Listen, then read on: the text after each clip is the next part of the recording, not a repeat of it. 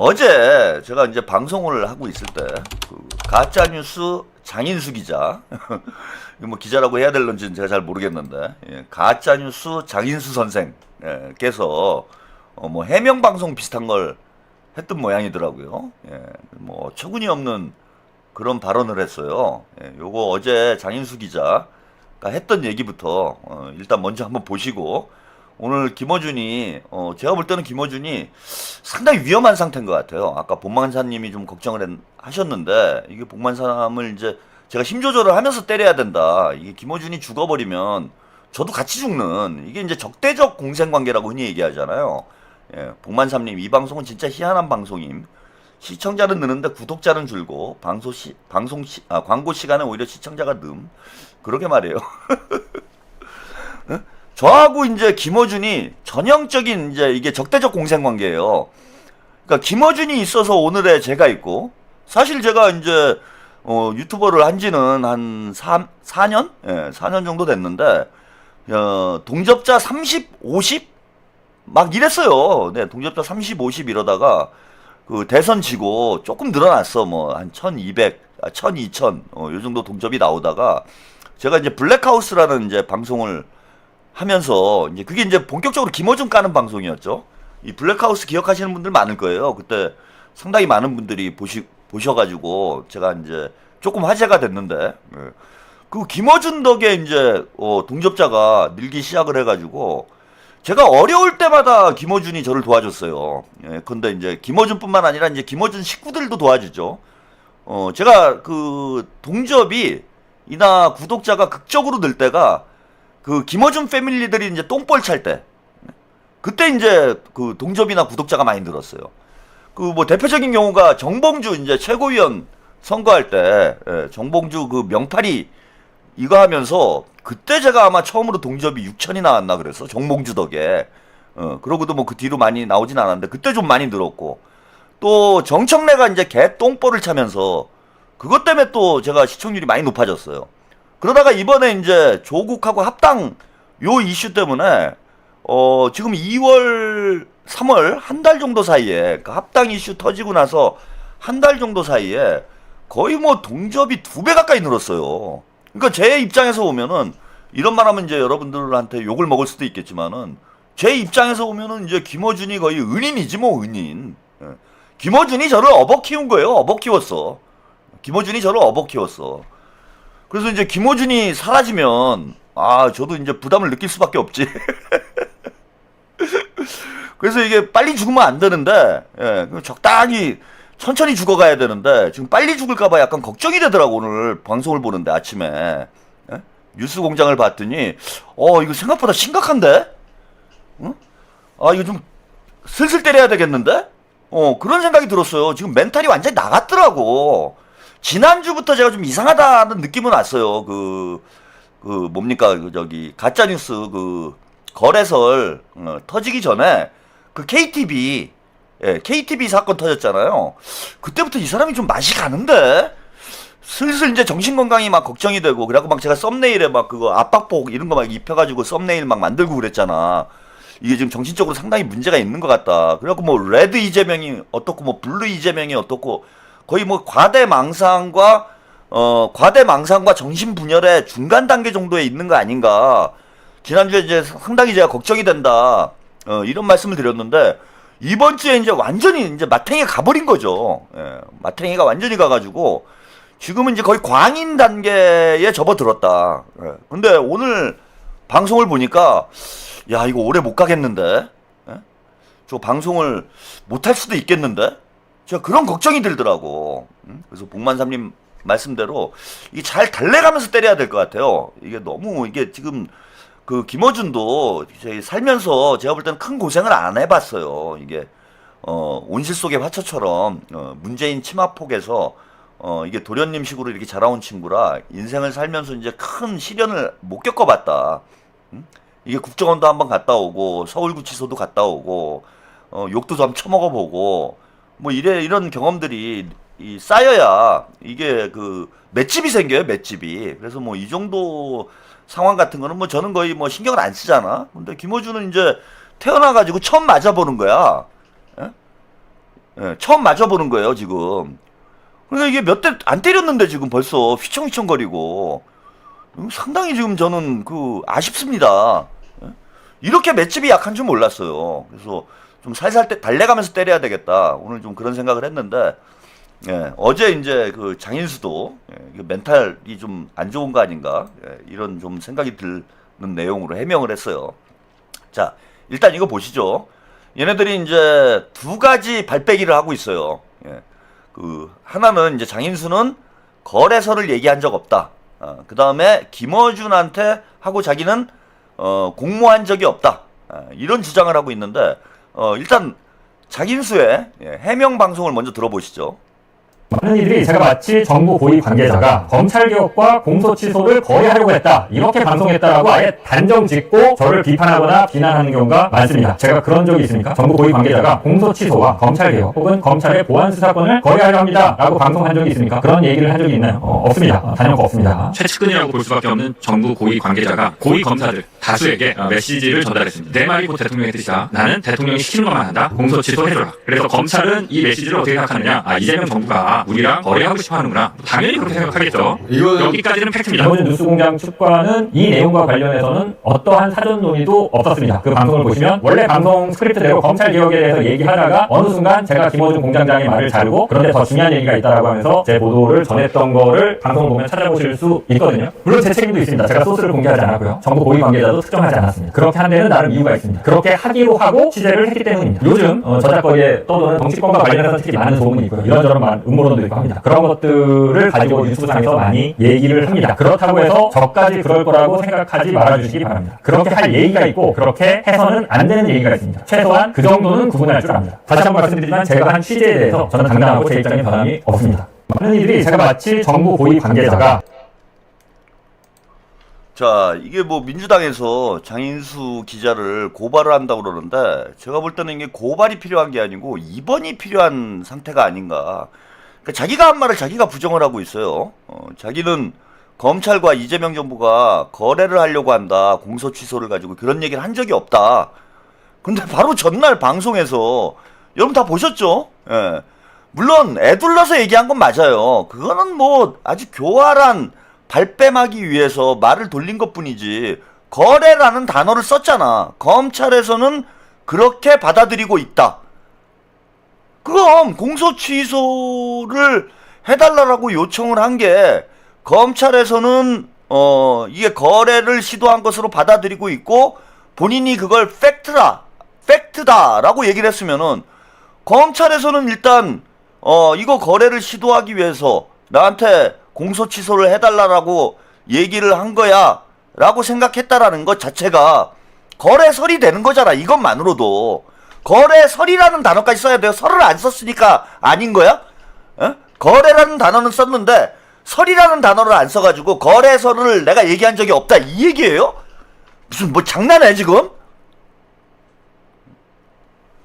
아니 본인이 이거 진짜 뭐 과대망상 뭐 정신분열 이걸 뭐라고 해야 돼요 지금 이게? 뭐 리플리 증후군이야?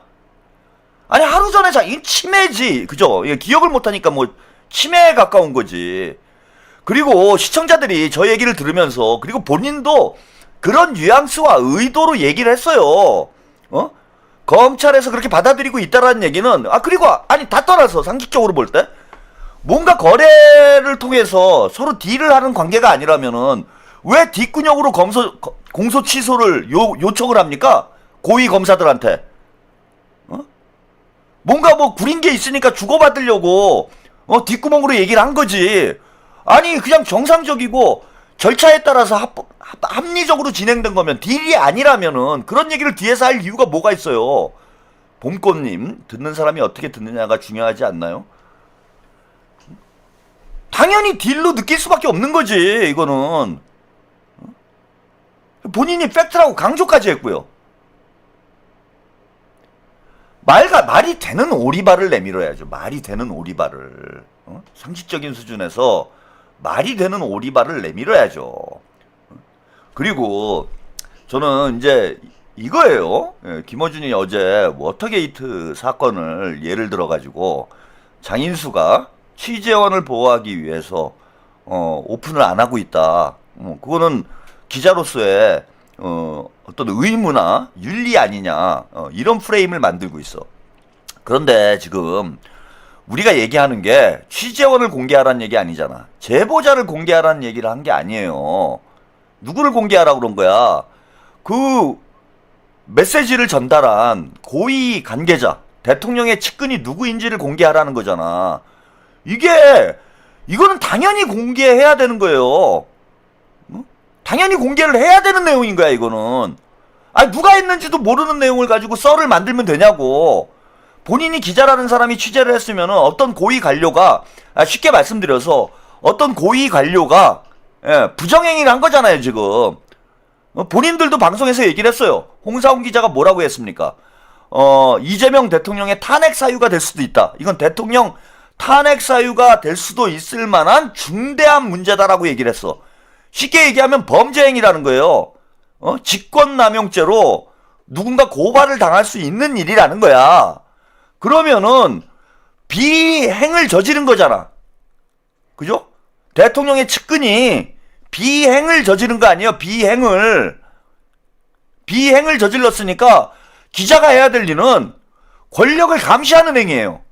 권력자가 부정부패, 비리 행위를 저질렀을 때 그것을 폭로해서 사회 시민들에게 전달을 해서 권력을 감시할 수 있도록 하는 역할이 언론의 역할이야. 따라서 뭔가 폭로를 한다라면은 그 비리를 저지른, 비행을 저지른 그 고위 공직자를 폭로를 해야지. 폭로를 해서 법적 처벌을 받게 만들어야 되는 거 아니에요. 그게 언론이 할 일이지. 근데 그걸 숨겨? 아니, 그걸 숨기고 왜 뭐하러 얘기를 해요? 누가 비리를 저지른지 밝힐 수가 없는데, 아니면 이런 얘기를 한 거랑 똑같은 거 아니야. 이재명 정부의 고위 관계자가 수천억 원대 비리를 저질렀다. 대통령의 최측근이 수백억 원의 돈을 받았다. 이거 엄청난 비리잖아.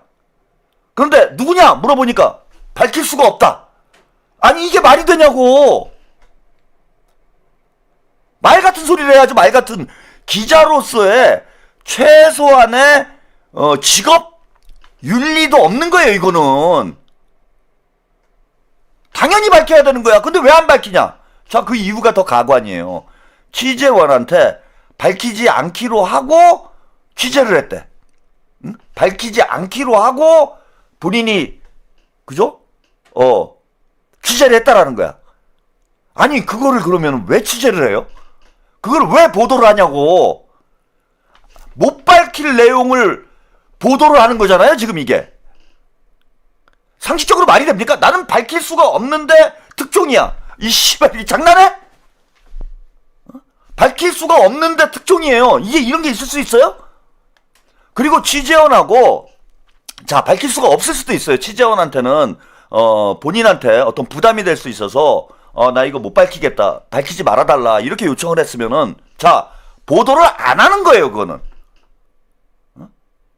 장인수 기자. 아니, 기자라는 단어를 붙이기도 민망해.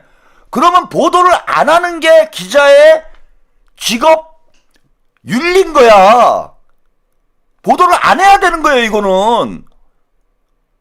밝히지 않기로 했기 때문에 보도를 하면 안 되는 거지. 그리고 안 밝혔나요?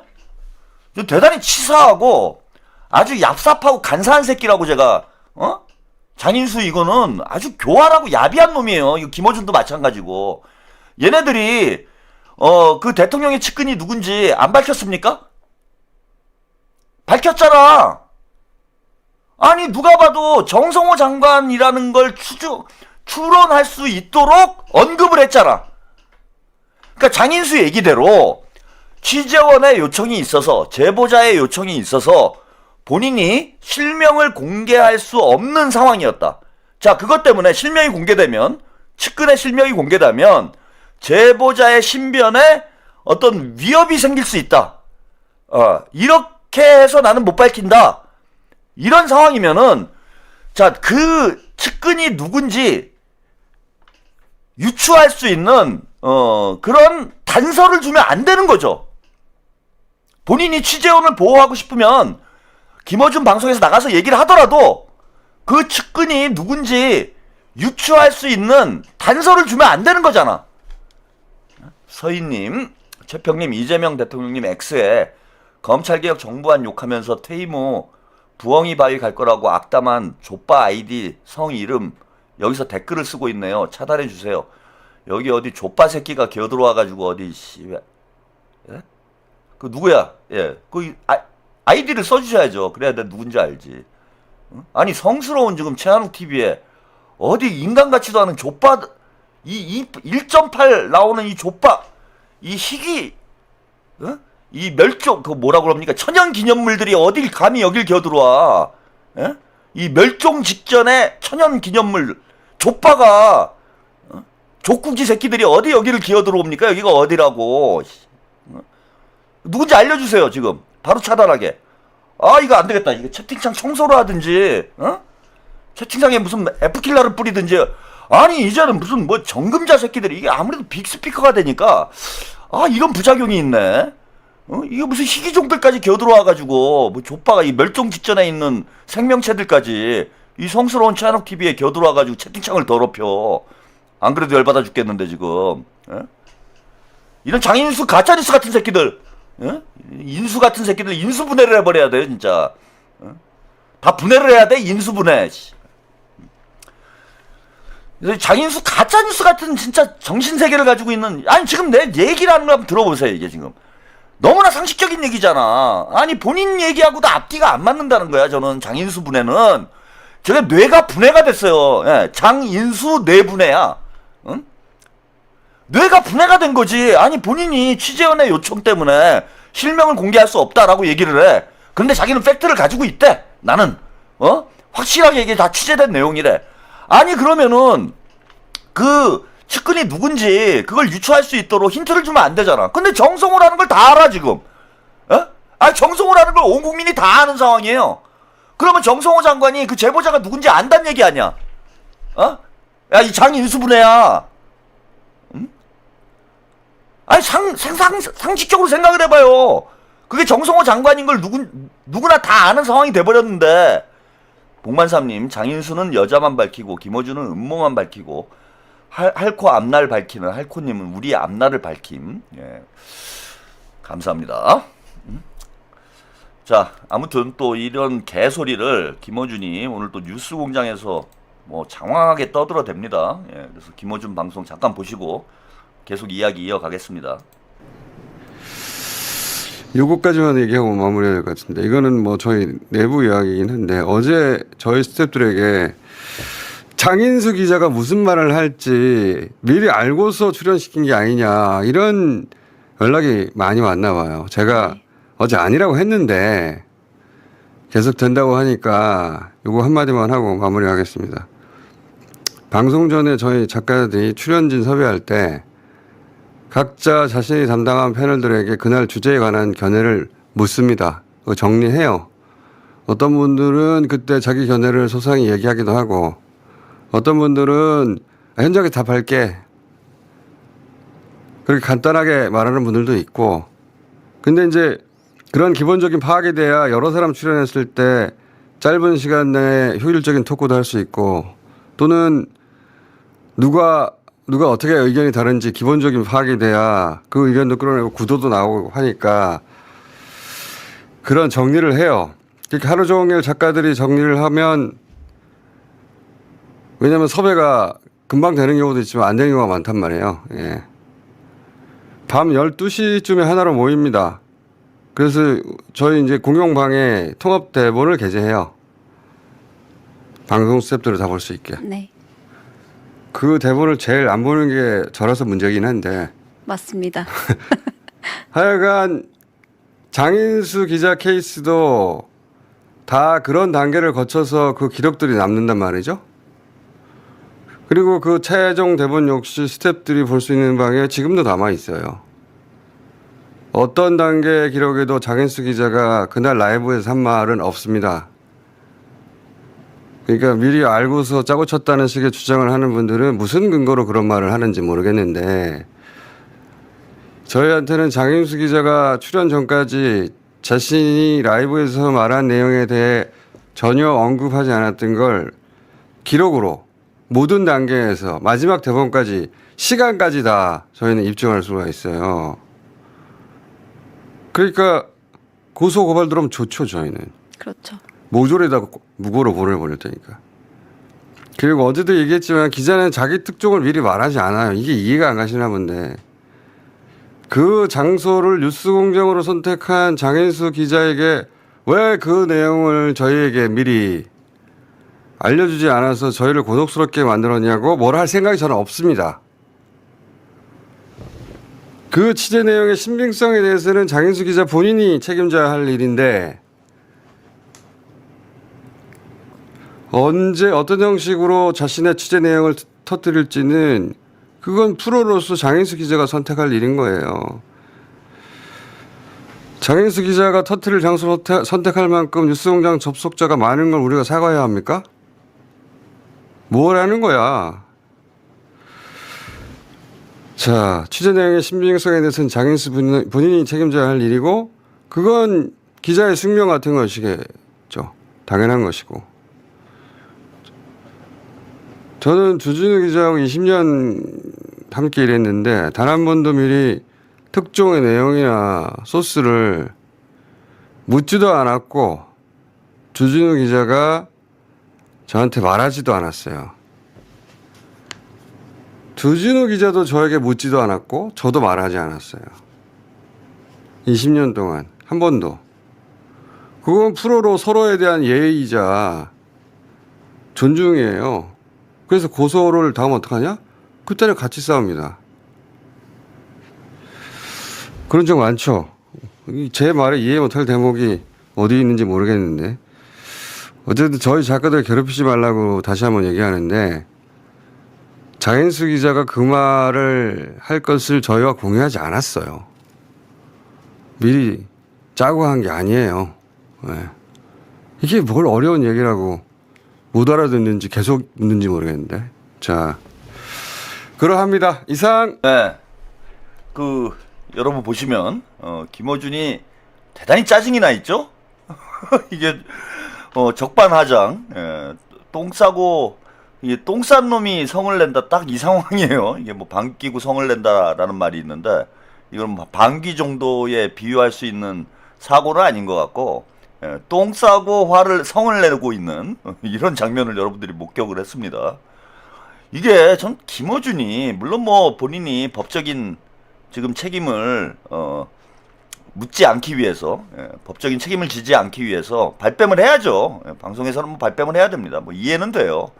근데 상당히 저는 비겁한 게 아니 김어준이 예전에 방송에서 그런 얘기를 한 적 있어요. 그 권민정 아나운서죠. 오늘 이제 뭐 막내 PD인가가 오늘은 진행을 했는데 그 평소에 김어준 말 들어주고 있는 그 극한 직업 아침마다 김어준 쌍판대기를 보고 아침을 시작하는 대한민국에서 가장 저는 안쓰러운 여성이 그 권민정 아나운서라고 생각해. 숙천님 감사합니다.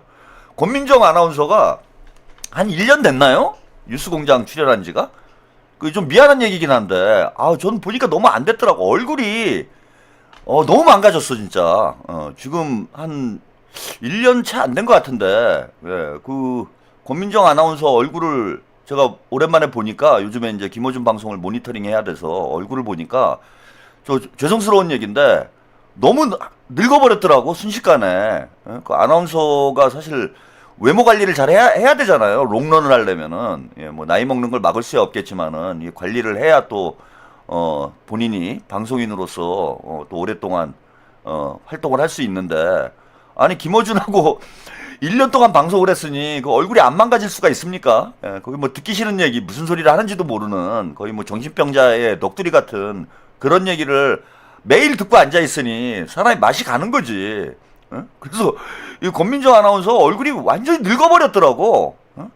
몇 달 사이에 완전히 늙어버렸어요. 그리고 아무래도 지금은 마음고생이 이제 더 심하겠죠. 권민정 아나운서가 그 뉴스공장만 나가는 게 아니고 뭐 다른 방송들도 나가는데 나가서 얘기 들어보면은 뭐 김어준이 헛소리 하고 있다라는 걸 본인이 왜 모르겠습니까? 다 느끼죠. 그리고 어쨌건 정치 시사 방송을 하고 있는데 본인이 뭐 다른 유튜버나 그 언론 보도를 안 보겠어요. 그리고 김어준이 점점 맛이 가고 있다라는 걸 가장 저는 느낄 수 있는 사람이 권민정 아나운서라고 생각을 해.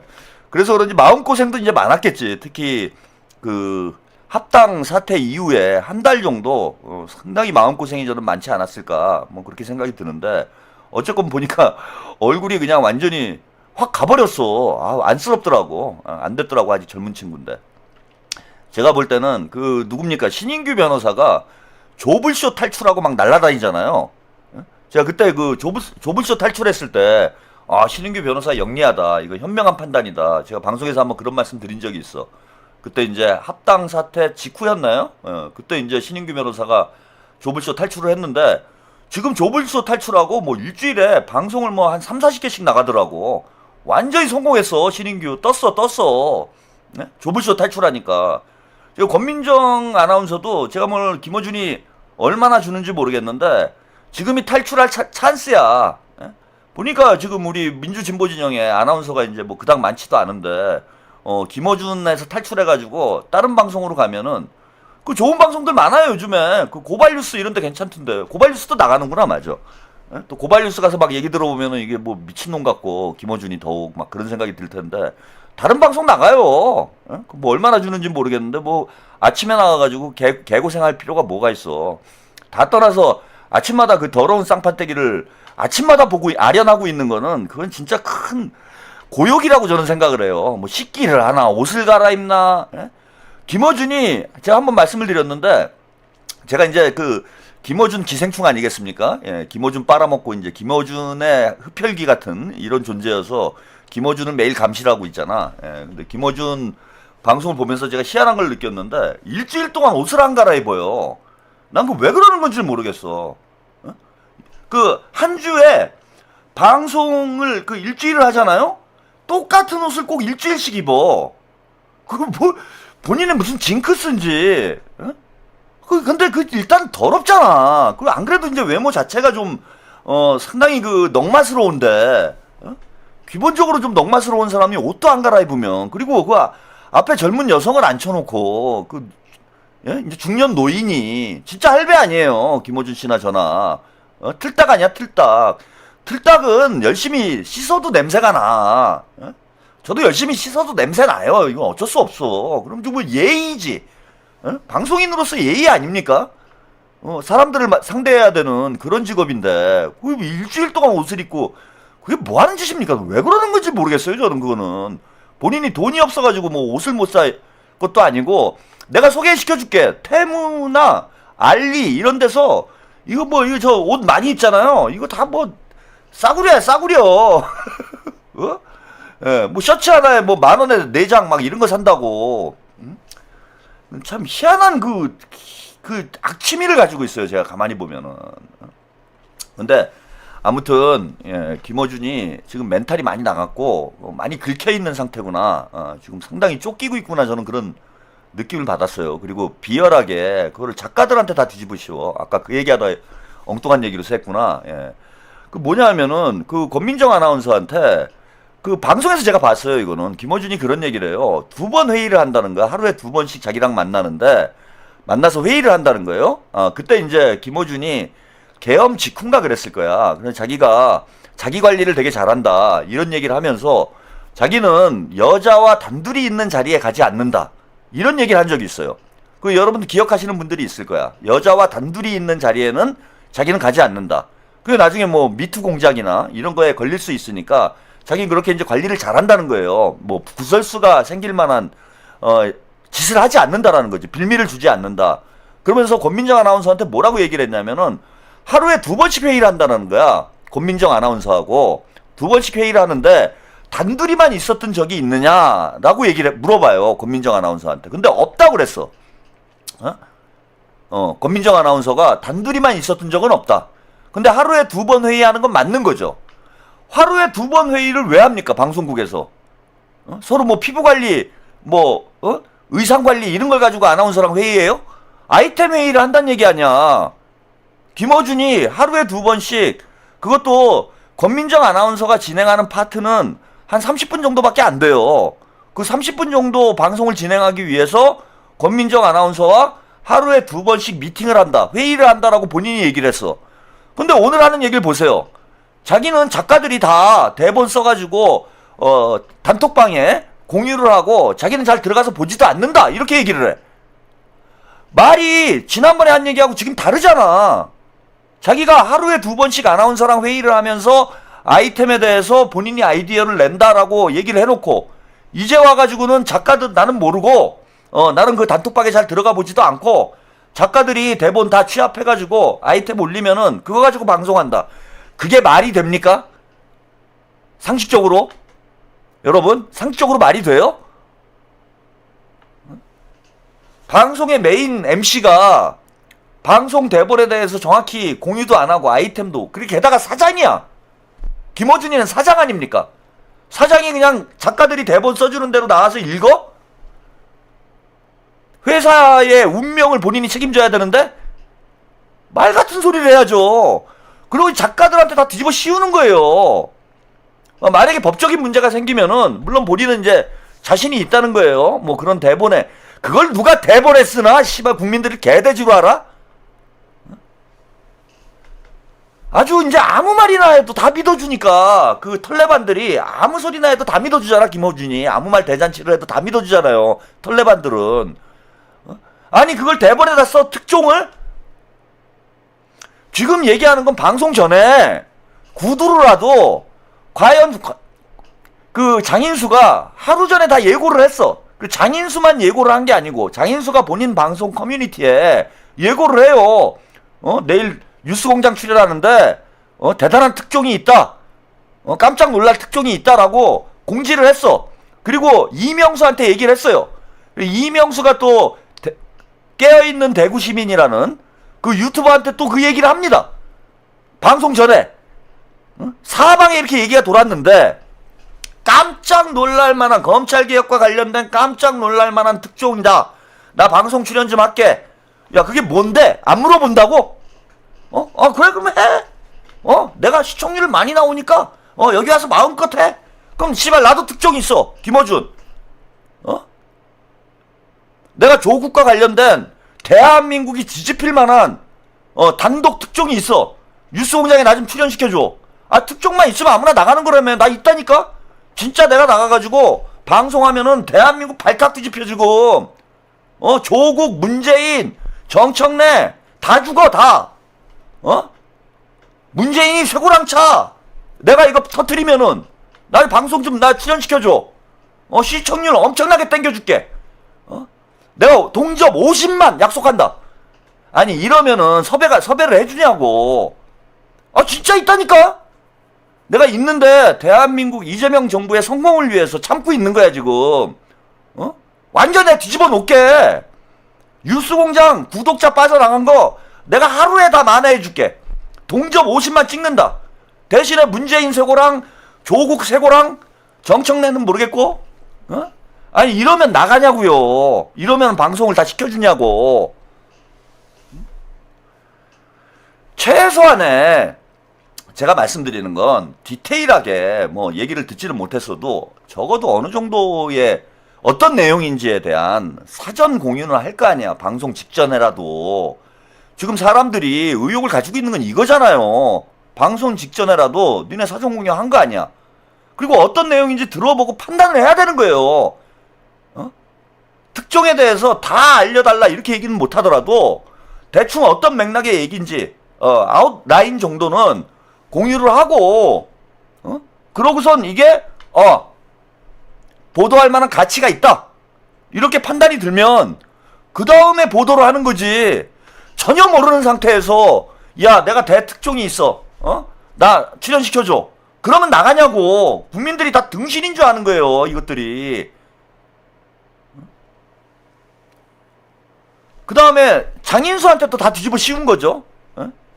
장인수는 왜 저러는지 모르겠어요. 어디가 좀 사람이 좀 모자른가. 제가 예전에 방송 보면서도 저 사람이 어디가 좀 모자라 보인다, 뭐 이런 좀 생각이 좀 들었는데, 제가 봐도 좀 모자른 것 같아요. 나이를 먹고 이제 가정까지 있는 사람이 가족을 지켜야 될 텐데 무슨 김어준한테 충성을 다 바치면은 본인이 뭐 부귀 영화를 누린다고 생각을 하는 건지 아니면 김어준은 영원하리라 뭐 이런 믿음이 있는 건지 아니 김어준한테 왜 지 인생을 다 걸어? 네? 뭐 본인이 전혀 공유 안 하고 난 했다 방송을? 그러니까 그 작가들의 대본에는 없겠죠. 제가 볼 땐 대본에는 없어요. 그걸 누가 어떤 바보가 대본에 남깁니까? 그런 걸 안 하지. 그리고 작가들하고 공유하겠어요? 적어도 김어준하고 뭐 공유를 하겠지. 그래서 저는 자 일단은 수사를 해야 되는 거예요. 본인이 뭐 무고죄로 걸겠다 이러는데 자 장인수를 수사하면서 김어준하고 그 제작진들도 수사를 해야 되는 거예요. 사전에 공유가 됐는지 안 됐는지. 사전에 공유가 됐다라면은 명백한 범죄의 혐의가 있는 거야 이거는. 그리고 이거 몇십억씩 얻어맞을 수 있어요. 장인수 기자는 현실을 직시를 해야 돼 지금. 가짜뉴스 근절법이 지금 통과가 됐잖아. 징벌적 손해배상을 받아야 된다고. 근데 대통령 그 다음에 민주당 장관까지 연관이 돼 있어. 이 피해자가 이게 소송이 걸려가지고 징벌적 손해배상으로 가면 제가 볼 때는 이거는 수십억대 손해배상이 나올 수 있어요. 장인수 기자 기자질 해가지고 돈을 얼마나 벌었는지 모르겠는데 본인이 얼마 전에 뭐 사기당했다고 뭐 그러고 막 징징거리더만 2억 원인가 어디 사기당했다며. 돈이 많은가 봐? 사기도 당하고 징벌적 손해배상도 당하고 이거는 10억대 가까운 손해배상액이 나올 수 있어요. 충분히 그럴 수 있는 일이야. 그걸 혼자 뒤집어 쓴다고? 평생 그냥 빚값 다 끝내려고? 아니면 감옥에 가서 몸으로 때우게? 자, 이와 관련해서 지금 이게 그냥 넘어갈 일이 아니라는 이런 지금 자 오늘 요 고전에 장인수 기자가 또 오늘 또 영상을 해가지고 영상으로 또 뭔가 해명을 했어요. 이거 뭐 나름 이제 사과랍시고 한 것 같은데 이것도 잠깐 보고 가겠습니다.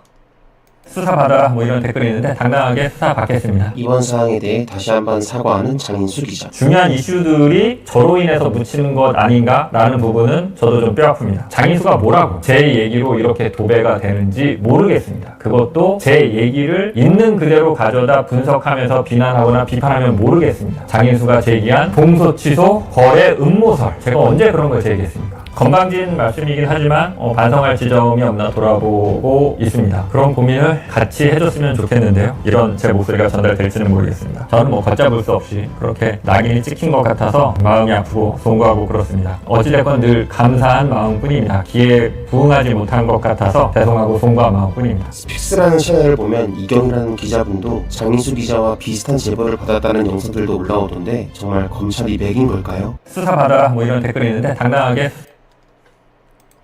이게 뭐 전형적인 개사과죠. 본인이 뭘 잘못했는지도 몰라요. 그러니까 어디가 모자라도 크게 모자른 상황이고 본인으로 이제 댓글이 도배가 되고 있다. 이런 당연히 도배가 되지 지금. 아니 대통령이 탄핵을 당할 수도 있는 그런 어마어마한 폭로를 해놓고 이게 이런 일파만파의 파장을 일으킬 것이다라고 생각을 못합니까? 기자예요? 그러니까 저는 방송을 듣는 순간 야 이것들이 미쳤구나 이런 생각이 딱 들던데 김어준도 미쳤고 장인수도 미쳤고 그 자리에 앉아있던 주진우 봉지욱 이것들이 정신이 다 돌았구나 이런 엄청난 일을 벌이고 만약에요 여러분 이게 사실이어도 문제인 거잖아요 그죠? 이게 조선일보나 무슨 뭐 저 보수 언론에서 터뜨렸다라면야 뭐 그놈들이야 원래 그러니까 이재명 정부를 당연히 뭐 죽이고 싶겠죠. 뭐 그럴 수 있겠지. 근데 명색이 뭐 진보 언론인들이라는 사람들이 이재명 이게 사실이다라고 한다라면 이재명 정부를 완전히 나락으로 보낼 수 있는 그러한 폭로를 한 거잖아 지금. 사실이어도 저는 안 해야 된다고 봐요. 진짜 장인수 말대로 다 팩트야. 지가 다 체크해봤는데 이게 진짜 사실이야. 그래도 안 해야 되는 게 맞는 거예요. 본인이 이쪽 진영에서 언론인으로서 활동을 하고 있다라고 얘기를 한다라면은 안 해야 되는 거야. 그게 뭐 도덕적으로는 언론인으로서 도덕적으로 옳지 않은 행동일런지 모르겠지만 같은 진영에 있는 사람으로서 이재명 정부를 도와주진 못할 망정 그 정부를 완전히 나락으로 보낼 수 있는 그런 폭로를 하는 게 그러면서 우리 민주진보 시민들한테 사기쳐가지고 돈 뜯어내는 게 이게 멀쩡한 놈입니까? 그런데 지금 사실 가능성도 없는 거예요, 지금 전혀. 가짜뉴스를 만들어놔가지고 이 나라를 완전히 아수라장을 만들어놓고 집권 초기에 이재명 정부를 완전히 흔들어놓고 자기를 왜 비난하는지 모르겠대. 이게 사이코패스지 뭐가 사이코패스입니까? 이게 소시오패스 아니에요. 그러니까 저런 짓을 하는 거야. 그러니까 김어준이나 장인수나 사리 분별을 못하기 때문에 저런 짓을 하는 거예요. 사리 분별을 못하기 때문에. 그리고 본인이 당당하게 수사를 받기, 이건 뭐 당당하고 말고도 없어요. 뭘 당당하게 뭐 본인이 의로운 일을 했어? 뭐 양심수야? 가짜뉴스 퍼뜨리면 범죄자예요, 이거. 구제역이야, 구제역. 너는 구제도 안 되는 구제역이야. 이 구제역 같은 놈, 구제역이 지금 징역, 실형 나왔죠? 실형 나왔어, 지금. 장인수 너 잘 생각을 해봐. 지금 뭐 김어준이 좀 마사지 해주고 그러면은 빠져나갈 수 있을 것 같지? 이거는 돈으로만 끝날 문제가 아니에요. 그 예전에, 뭡니까? 그 청담 게이트, 폭로해가지고, 유탐사 강진구 기자가 구속영장 나왔잖아요. 여러분 기억나세요? 구속영장 나왔어. 그거보다 훨씬 큰 사건이에요, 이거는. 구속될 수 있는 거야. 구속만 돼? 거기다 금융치료, 한 10억 얻어맞고, 징역 3년 받고, 구제역이 3년 나왔나요? 새끼. 유재역 같은 새끼. 이거 진짜 안 웃길까?